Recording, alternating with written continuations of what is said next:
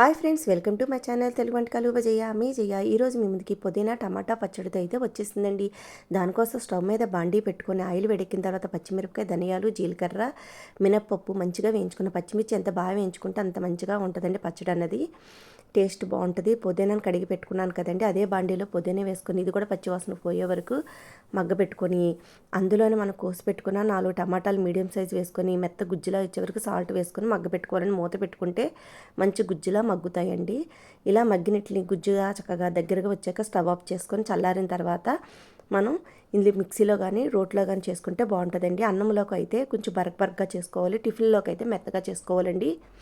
నేను టిఫిన్లోకి కాబట్టి మెత్తగా చేసుకుంటున్నాను. ఇడ్లీ దోశలోకి కానీ చక్కగా సూపర్ టేస్టీగా ఉంటుందండి. అలాగే అందులో నేను ఇప్పుడు పోపులన్నీ వేయించుకున్నవి అందులో వెల్లుల్లి రేకలేసి కచ్చపచ్చ చేసుకొని తర్వాత అదే దాంట్లో మగ్గబెట్టుకున్న టమాటా పుదీనా పేస్ట్ కూడా వేసుకొని మంచిగా చేసుకుంటాను. వీడియో నేస్తే అందరూ ఒక లైక్ చేయండి. లైక్ చేయడం వల్ల వీడియో ఎక్కువ మందికి రీచ్ అవుద్ది, నాకు సపోర్ట్ చేసిన వాళ్ళు అవుతారు. చూసారుగా ఫ్రెండ్స్, ఎలా చేశానో నేను ఏం తీసుకున్నాను అనేది. మన టేస్ట్ని బట్టి మిరపకాయలే కారం తీసుకుంటే సరిపోద్దండి. వీడియో నేస్తే అందరూ లైక్ చేయండి, షేర్ చేయండి, అలాగే సబ్స్క్రైబ్ చేసుకోండి. చూసారుగా ఇలా మెత్తటి పేస్ట్లా పెట్టాను, కావాలితో పోపు పెట్టుకోవచ్చు. నేనైతే పోపు పెట్టలేదండి. ఇలా చక్కగా దోశలో వేసుకుని తింటే మంచి టేస్టీగా ఉందండి. Thank you for watching friends.